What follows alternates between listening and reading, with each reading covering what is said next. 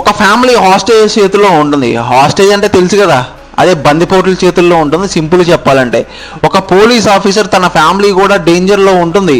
ఇప్పుడు police officer తన ఫ్యామిలీయా లేకపోతే డ్యూటీయా అనే డిసిషన్ని చాలా ఇంటెన్స్ మూడ్లో నడుస్తూ ఉంటుంది మూవీ అంతా కూడా.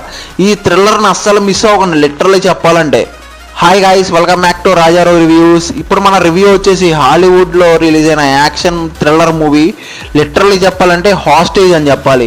ఈ మూవీ ఒరిజినల్గా 2005లో రిలీజ్ అయింది. ఇప్పుడైతే తెలుగులో డబ్ చేసి రిలీజ్ చేశారు.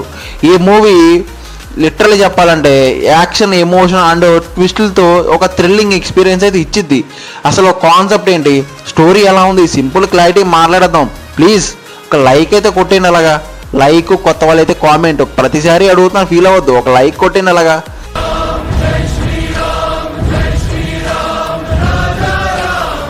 కొట్టేశారు కదా, థ్యాంక్ యూ. స్పాయిలర్స్ లేకుండా స్టోరీ ఏంటంటే, బ్రూస్ విల్లిస్ అదే మెయిన్ లీడింగ్ యాక్టర్ మన హీరో. ఒరిజినల్ కూడా అదే పేరు, ఆ సినిమాలో కొంచెం వేరే పేరు ఉంది. అది చెప్పడం కొంచెం నోరు తిరగదు కాబట్టి చెప్పట్లేదు.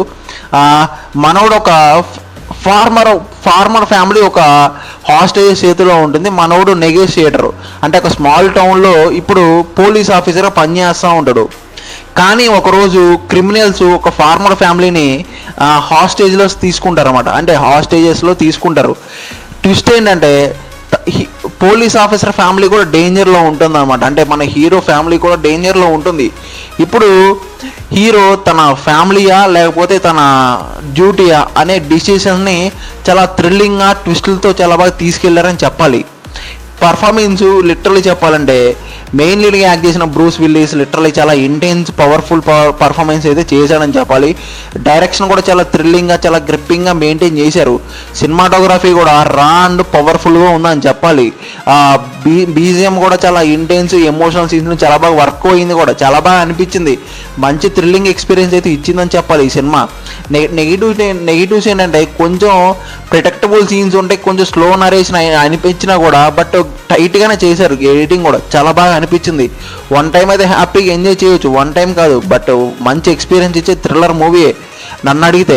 ఈ సినిమా పాజిటివ్స్ ఏంటంటే స్ట్రాంగ్ పర్ఫార్మెన్స్, స్టోరీ చాలా బాగా అనిపించింది, ఇంటెన్స్ స్క్రీన్ ప్లే అని చెప్పాలి. బీజిఎం కూడా వర్కౌట్ అయింది. కొంచెం నెగిటివ్స్ కొంచెం ప్రిడిక్టబుల్ సీన్స్ ఉంటాయి, కొంచెం స్లో అయినా కూడా బట్ టైట్ స్క్రీన్ ప్లే ఉండటం వల్ల కొంచెం ఎంగేజింగ్గా మెయింటైన్ చేస్తారు.